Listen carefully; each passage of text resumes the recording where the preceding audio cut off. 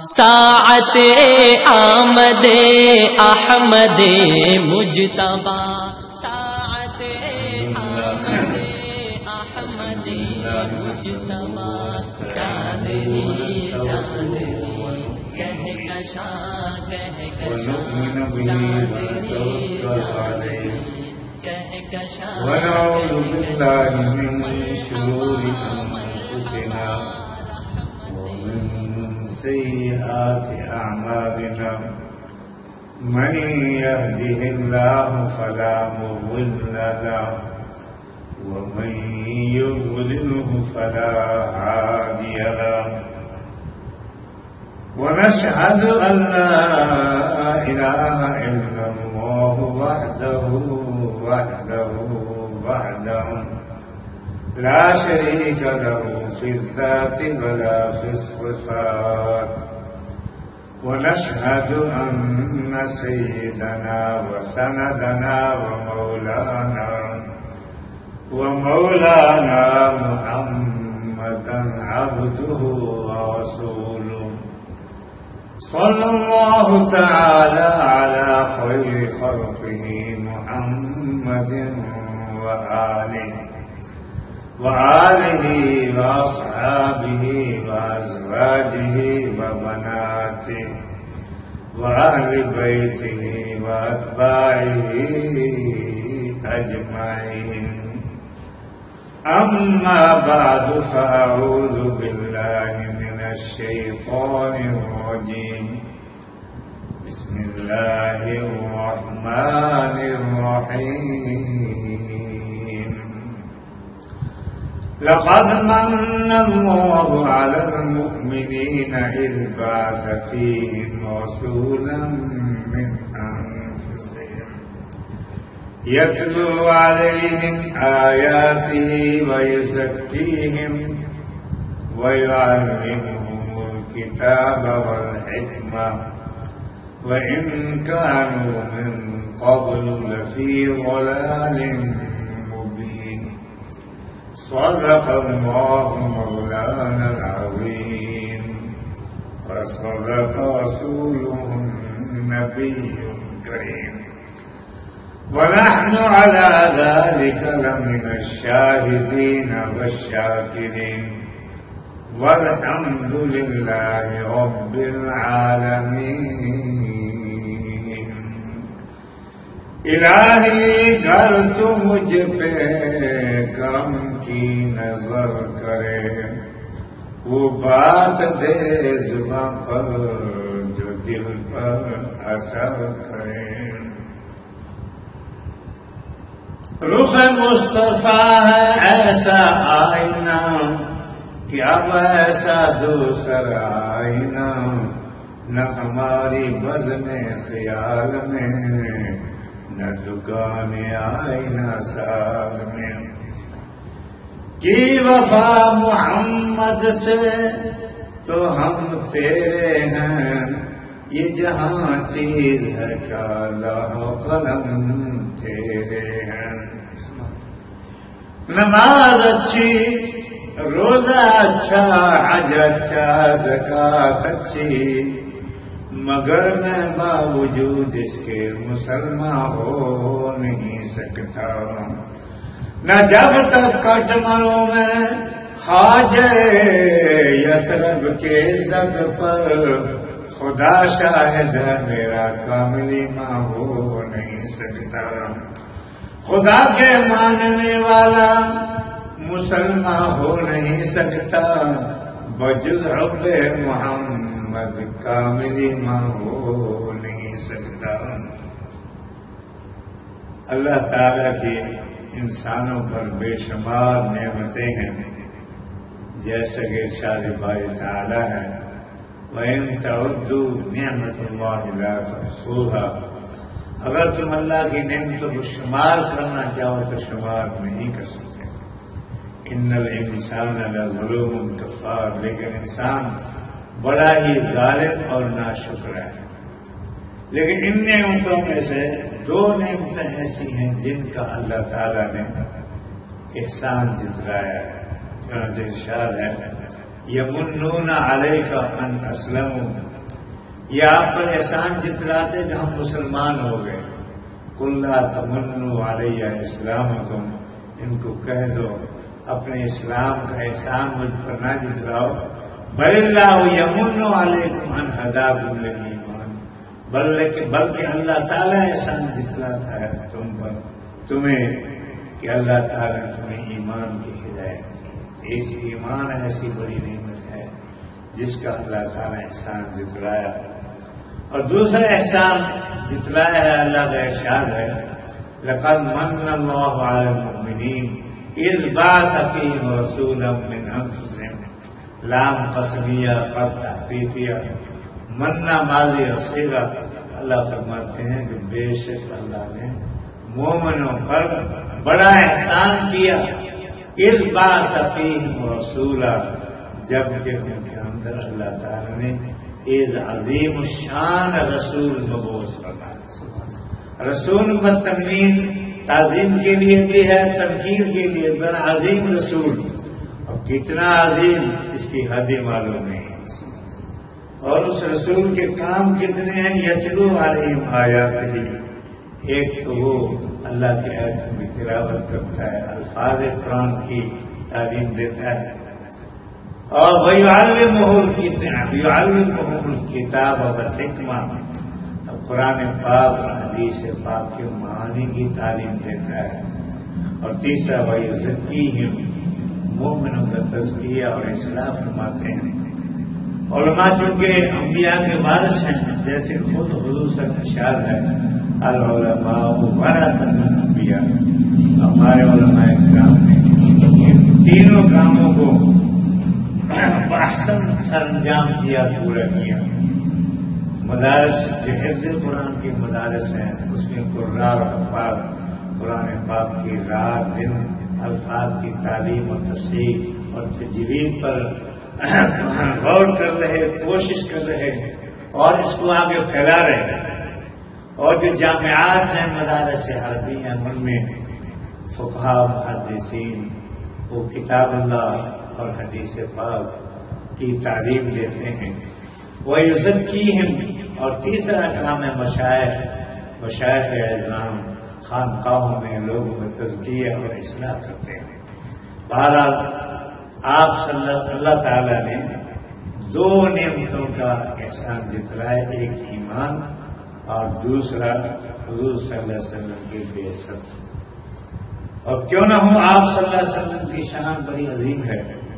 مسئلہ یاد رکھیں، ولی کو نیند آئے وہ ٹوٹ جائے گا، کتب کو نیند آئے وہ ٹوٹ جائے گا، غوث کو نیند آئے وہ ٹوٹ جائے گا، ابدال کو نیند آئے وہ ٹوٹ جائے گا، تابعی کو نیند آئے وہ ٹوٹ جائے گا، صحابی کو نیند آئے وہ ٹوٹ جائے گا، صدیق اکبر کو نیند آئے وہ ٹوٹ جائے گا، عمر فاروق کو نیند آئے وہ ٹوٹ جائے گا، عثمان غنی کو نیند آئے وہ ٹوٹ جائے گا، علی شیر خدا کو نیند آئے وہ ٹوٹ جائے گا، مگر نبی اور میرے آقا کی شان کی نیند سے وہ نہیں ٹوٹے گا. تو معلوم ہوا کہ آپ صلی اللہ علیہ وسلم کی نیند بھی باقی مخلوق کی نیند سے ممتاز اور نیاری ہے. ایک دفعہ حضور صلی اللہ علیہ وسلم تہجد کی نماز پڑھنے کے بعد تھوڑی دیر کے لیے لیٹ گئے، آپ کو نیند آ گئی. اتنے میں بلال حبشی رضی اللہ تعالیٰ عنہ حاضر خدمت ہوئے، عرض کی یا رسول اللہ صحابہ موجود ہیں، فجر کی جماعت کا وقت ہے، تشریف لائیں اور صحابہ کو نماز پڑھیں.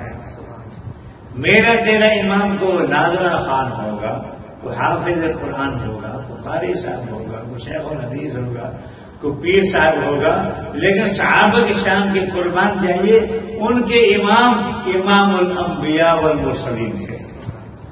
آپ صلی اللہ دوبارہ وضو نہیں فرمایا، سے تشریف لے گئے، صحابہ کو نماز پڑھائی، واپسی ہوئی.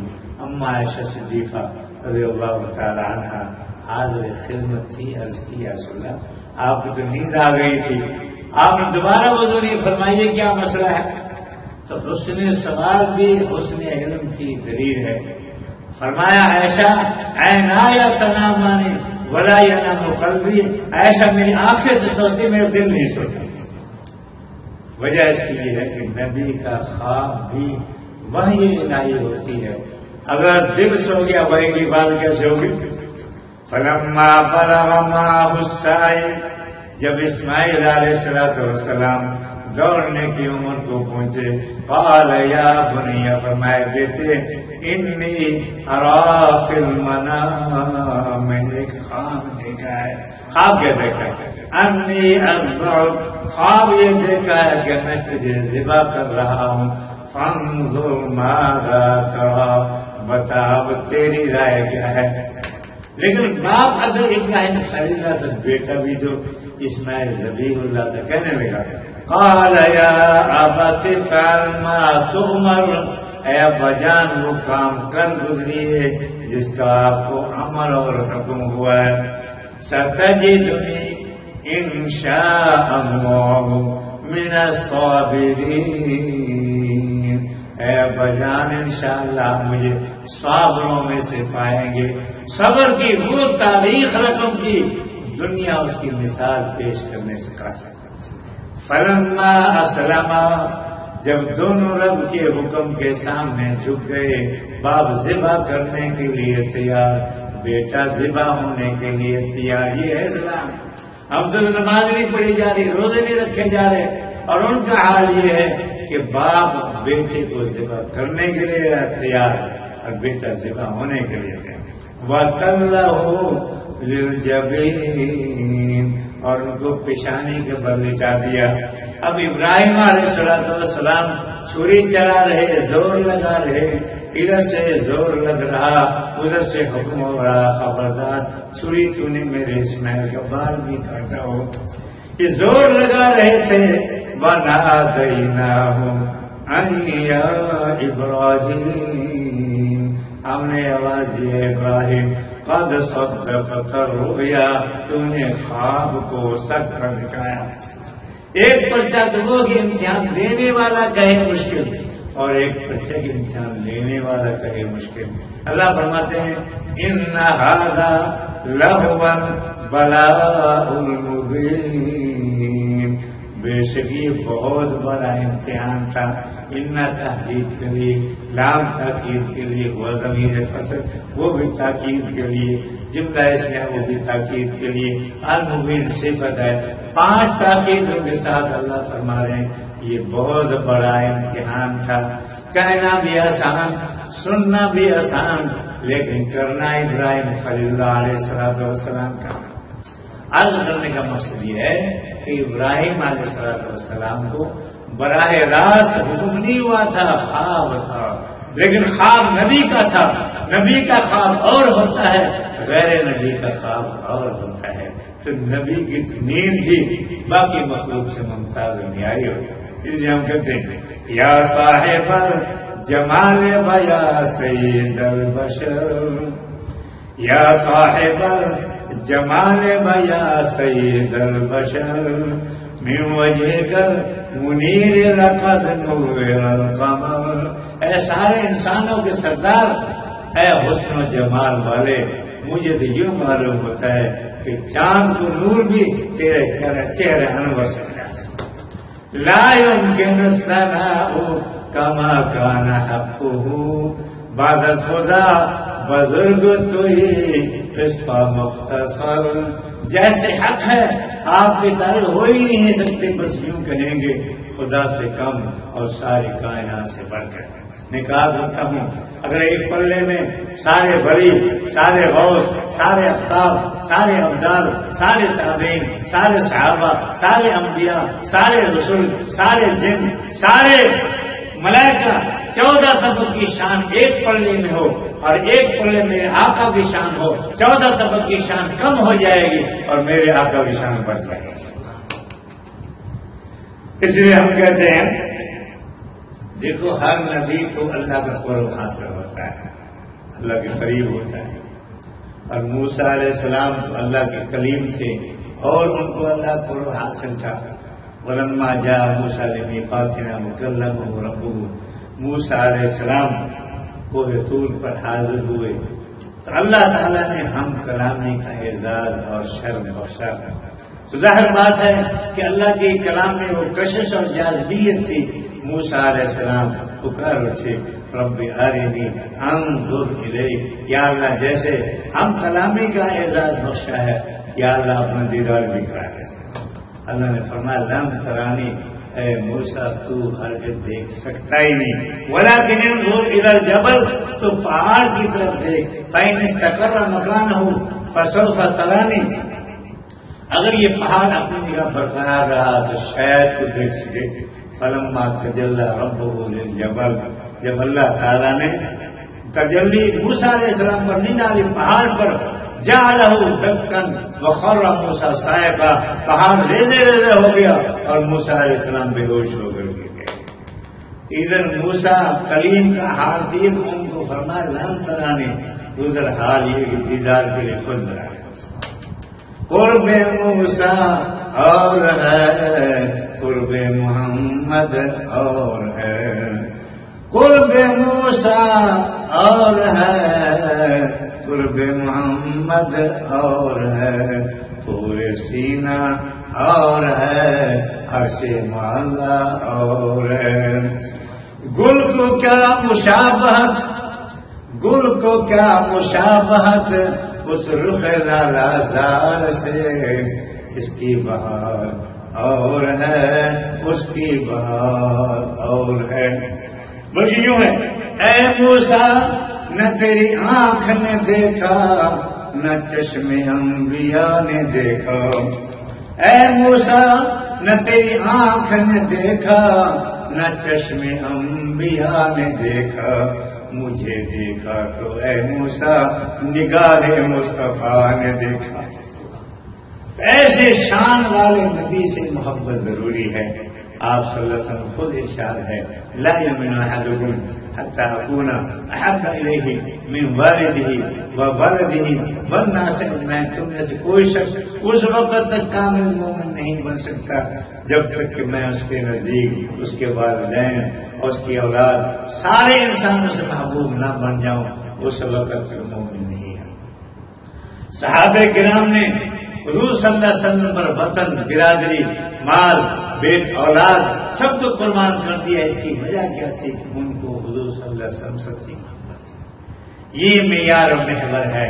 اگر حضور صلی اللہ علیہ وسلم کی سچی محبت ہو جائے سارے دین پر چلنا آسان ہو جائے۔ اس لیے ہم کہتے ہیں محمد کی محبت دین حق کی شرط اول ہے، محمد کی محبت دین حق کی شرط اول ہے، اسی میں ہو اگر خامی تو سب کچھ نامکمل ہے۔ جس کو کسی سے محبت ہوتی وہ چاہتا ہے کہ میری صورت بھی محبوب جیسی ہو، سیرت بھی جیسی ہو۔ اگر کسی دوستی ہو جائے وہ چاہتا ہے اور کہتا ہے میرے سوٹ کا کلر بھی ایسا ہو جیسے میرے دوست کے سوٹ کا کلر ہے، اس کی سلائی ایسی ہو جیسے میرے دوست کی، کیونکہ اس کی محبت ہے۔ اگر ہماری تمہاری سچی محبت ہم چاہتے کہ حضور صلی اللہ علیہ وسلم جیسے ہماری سنت اور سیرت۔ پہلے زمانے میں ایک شخص ہندوستان کا دہلی میں تھا شاعر، اس نے حضور صلی اللہ علیہ وسلم کی تعلیم میں بڑے اشعار لکھے، بڑے اونچے اشعار تھے۔ ایران سے ایک آدمی نے جب وہ شعر پڑھے تو وہ کہنے لگا ایسے آدمی کو تو زیادہ تو نہیں چاہیے کہ حضور صلی اللہ علیہ وسلم شان میں اتنے اونچے اشعار کہیں اور چلا ایران سے۔ اور اس زمانے میں نہ تو ہوائی جہاز نہ کاریں ہوتی تھی، بڑی مشکل سے دہلی پہنچا۔ ظاہر بات ہے دہلی بہت بڑا شہر، کوئی پتہ نہیں، بڑی مشکل سے پہنچا۔ دیکھا کہ وہ حضرت صاحب نے جام کے سامنے بیٹھے اور داڑھی منڈوا رہے۔ تو وہ سب حیران ہو گیا، میں نے اتنا سفر کر کے آیا ہوں اور تیرا حال یہ ہے، اگر تو ایسا شعر کیوں کہا؟ اس نے عجیب بات ہے، اس نے کہا ماریش میں تراشے دل کسرا نہ میں تراشے، ہم داڑھی تو چھین رہے لیکن کسی کا دل تو نہیں چھین رہے۔ تو ہمارا جیسا ہوتا ہے بڑی مار فرد ہی کر رہے، لیکن وہ بھی کامل تھا۔ اس نے کہا سوگند بخدا تو دل محمد رحمت، تو کہتا کسی کا دل نہیں چھین رہا، تو محمد کے دل کو چھین رہا، کیونکہ سنت محمد صلی اللہ علیہ وسلم کی تھی۔ لیکن وہ ضدی نہ تھا، بات سمجھ آ کہنے لگا جزاک اللہ کے چشمم باز کر دی، جزاک اللہ کے چشمم باز کر دی، مرابا جانے جہاں ہم راز کر دی۔ تجھے اللہ جزا خیر دے، تو نے میں نے آنکھیں کھول دی اور تو نے مجھے اپنے محبوب کے ساتھ ملا دیا۔ بلکہ ہمیں یوں چاہیے عمل ایسے ہیں، صورت تو بنا لیں تاکہ کل یوں کہہ سکے تیرے محبوب کی یا رب شباہت لے کے آیا ہوں، تیرے محبوب کی یا رب شباہت لے کے آیا ہوں، حقیقت اس کو تو کر دے میں صورت لے کے آیا ہوں۔ اس لیے پہلی چیز ہے کہ حضور صلی اللہ علیہ وسلم سے سچی محبت ہو۔ محبت کی نشانی کیا ہوگی؟ ہر ایک دعویٰ کرتا ہے میں عاشق رسول ہوں، محب رسول ہوں۔ اس کا معیار بھی خود آقا صلی اللہ علیہ وسلم بتلا دیا، فرمایا من احب سنتی فقد احبنی، جو میری سنت سے محبت کرتا ہے مجھ سے محبت کرتا ہے۔ تو جو تابعدار ہے وہ حبدار ہے، جو حبدار ہے وہ تابعدار ہے۔ عجیب الفاظ ہیں، فرمایا من احب سنتی فقد احبنی، جو میری سنت سے محبت کرتا ہے وہ مجھ سے محبت کرتا ہے۔ ومن احبنی کان معی فی الجنہ، اور جو مجھ سے محبت کرے گا جنت میں میرے ساتھ۔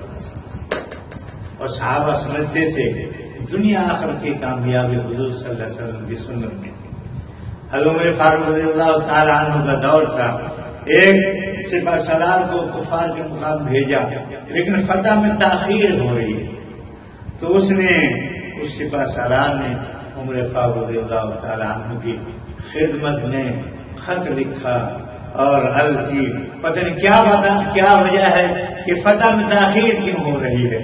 تو واپسی میں حضرت عمر فاروق نے کوئی فوج نہیں بھیجی، اسلحہ نہیں بھیجا، فرمایا خیال کرو کہیں حضور کی سنت نہیں چھوٹی ہوئی۔ غور کیا، نمازیں بھی ہو رہی جماعت کے ساتھ، مزید غور کیا تو معلوم ہوا ساری سنتیں ادا ہو رہی ہیں لیکن مسواک کی سنت ادا نہیں ہو رہی۔ تو سپہ سالار نے حکم دیا آئندہ جو نماز کا وقت آئے ہر مجاہد کے ہاتھ میں مسواک ہو، مسواک کر کے وضو کیا جائے۔ چنانچہ نماز کا وقت آیا، ہر مجاہد کے ہاتھ میں مسواک کی اور اس وضو کیا اور پھر نماز پڑھی، اور اس کے بعد جو حملہ کیا تو پہلے ہی حملہ میں اللہ تعالیٰ نے فتح نصیب فرمائی۔ تو معلوم ہوا کہ سنت رسول کی اتباع میں نہ صرف آخرت میں بلکہ دنیا میں بھی کامیابی ملے گی۔ اللہ تعالیٰ سے دعا ہے کہ اللہ تعالیٰ ہمیں صحیح معنی حضور صلی اللہ علیہ وسلم محبت نصیب فرمائے اور آپ صلی اللہ علیہ وسلم کی سنت کی اتباع کی توفیق نصیب فرمائے۔ وآخر دعوانا ان الحمد للہ۔